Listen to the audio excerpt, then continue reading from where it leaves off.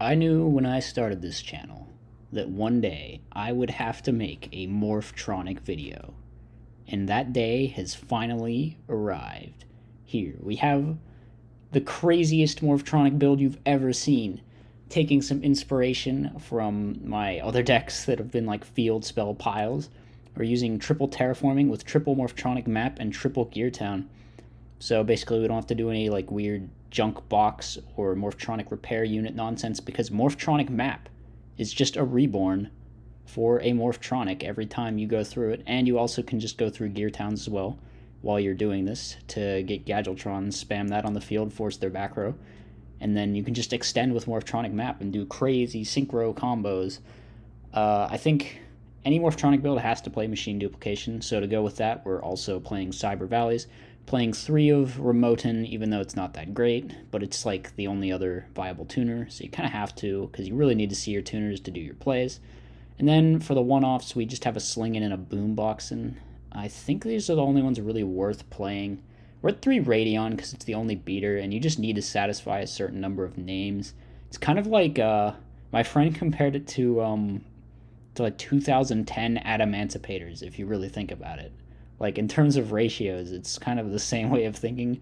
It's just like you need a certain number of names for Selphon. The only difference is that Selphon actually counts himself as a name for Selphon, which is pretty neat. But yeah, we're just going full, like, all-in wombo combo mode with this deck. That's the right way to play Morphtronics.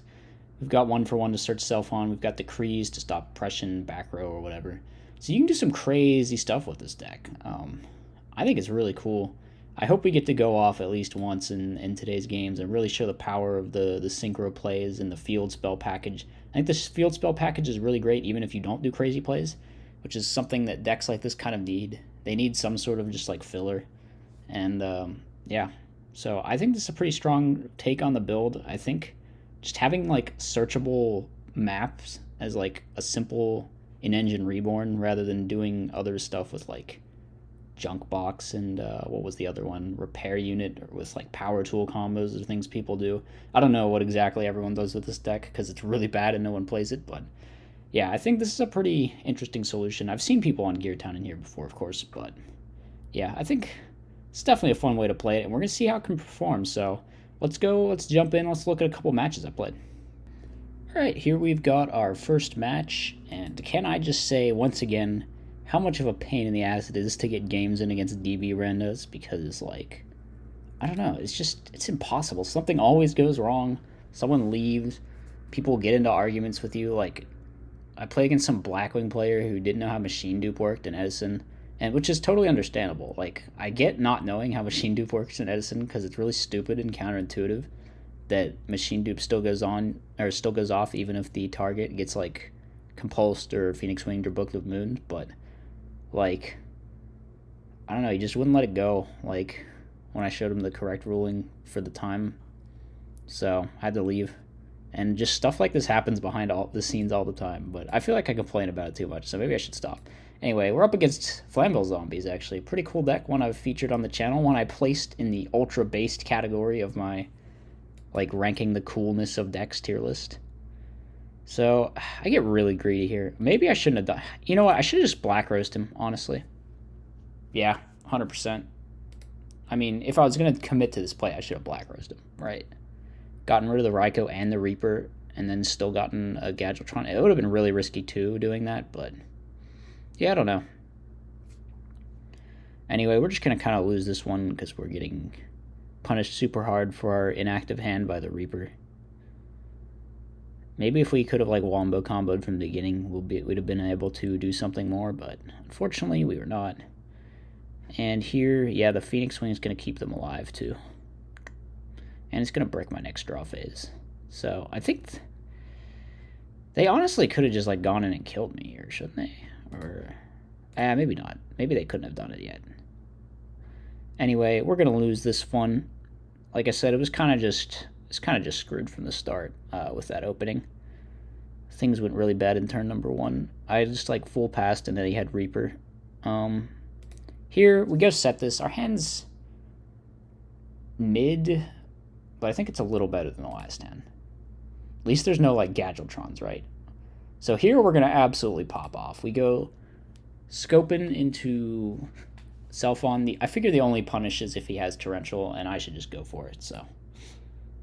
Yeah, we get the second scoping. We make a Stardust. Special the second Self-on. Kind of unfortunate we drew the second one with the Machine Dupe. Kind of hurts our value, but whatever. We hit a Remoten. Remoten's going to get us a search here. We search for Slingin', which is going to come up later. Go for the Mind Con into Ancient Fairy Dragon. We dupe our Self-on. Synchro for Armory Arm, just to make space. We roll a 6 because we're God. We hit Boomboxing. That gives us enough to go for game. Of course, they do have the set Phoenix Wing Wind Blast, which is going to keep them alive. I think they dropped the Trag a little bit late here, though. I'm trying to remember. Oh, they barely dropped it late. They should have dropped it here, but they take the extra 100 first for some reason. Also, I'm not sure they needed to use Phoenix Wing on this turn. They could have just maybe held it. But yeah, in main 2, we're going to use the AFD to pop the field to get back the Scopin, to special out the Slingin', to kill the Tragodia, just to make sure they can't do anything. Then we Synchro 8. And they're just going to be dead from here, so. Yep. Very nice Wombo combo by me there. Able to go off. Game number 2. What happens here? I have Nobleman in hand, which is really nice. I'm going to hit the Raikou with it. When he only banished one Raikou, I thought for sure that means he drew the other one, but apparently he was just on 2 Raikou, so.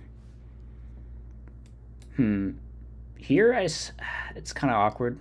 I want a Self-on combo, but I also want to clear the back row and get value out of this Heavy Storm. And if I do the Self-on Machine Dupe play, that's obviously going to clog my board. So, I just think it's best to wait here. I decide maybe the Crow can protect me. I use it here, hoping he doesn't have another way to clear my stuff. Fortunately for me, he doesn't. So here, we got to go for it. We go priority, of course. We roll another 6. Oh, we're so good. Anyway, we're going to get the Scopin'. I stupidly put it in defense. I should have just put it in attack because Armory Armor over the Gores is game here. So I have to go this weird route where I make like Mistworm. I mean, we're probably fine anyway with the dupe. We had like 2 more shots at Self-on, so we were just going to find something. But we have the even safer play of making Mistworm here, which is nice. And we get an additional search. So we go for Mistworm and attack for game. So that was the first game with Morphronics up against zombies. We do manage to pull it out despite a rough start in game number 1. We wombo comboed on him twice with the Self-ons, so deck working as intended. I think the map was really nice in game number 2 here.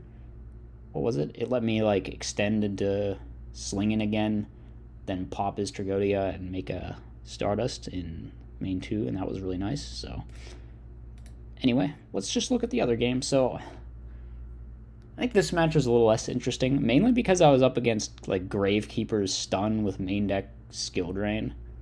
So it's kind of like the gameplay is just inherently a little more boring. Like, we're not wombo comboing. We're just trying to deal with their nonsense. Here I get first turn Royal Tributed for like 3 cards, which not great. My hand would have been really good actually, if not for that. Maybe I should have read that this was guard, which is why he wasn't flipping it. At a certain point, maybe he should have started flipping and just normal summon again and attack for 15, but what do I know? He Royal Tributes again, but we don't really care about that one. He Judgments our Machine Dupe. Okay, he could have skill drained here. Kind of bizarre that he didn't skill drain here. I feel like he'd have won game 1. Or he could have also booked his guard, which...